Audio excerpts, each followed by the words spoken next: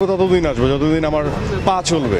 এইবার সাকিব খানের বরবাদ সিনেমা নিয়ে এক অদ্ভুত মন্তব্য করলেন এইবার ঈদে মুক্তি পাওয়া দাগি সিনেমার নায়ক আফরান নিশো। জি হ্যাঁ দর্শক, বরবাদ তো চলছেই, সেই সাথে দাগিরও কম দর্শক হচ্ছে না। আর তাই তো নিশো একটু অহংকার করেই বলল বরবাদ এই 2 দিনই চলবে আর দাগি মানুষের মনে দাগ কাটবে 6 মাস।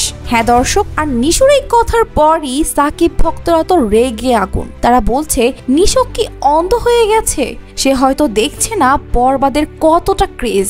আর নিশো তো প্রতিদিনই হল ভিজিটে যায়, আর তাই নিশোকে দেখতেই তার কিছু হাতে গোনা ভক্তরা সিনেমা হলে আসে। কিন্তু আমাদের মেগাস্টার সাকিব খানকে তো বরবাদের কোনো প্রমোশন করতেই দেখলাম না। যদি নিশোর মতো সাকিব খানও হল ভিজিট করতে আসতো তাহলে হয়তো নিশোর দাঁড়ানোরও জায়গা থাকতো না। হ্যাঁ দর্শক, এমনটাই বলছে সাকিব খানের পাগলা ভক্তরা। তবে যে যাই বলুক, বরবাদ কিন্তু দাপটের সাথে সিনেমা হলগুলো কাঁপাচ্ছে। তো দর্শক, আপনারা কি একমত আফরান নিশোর সাথে?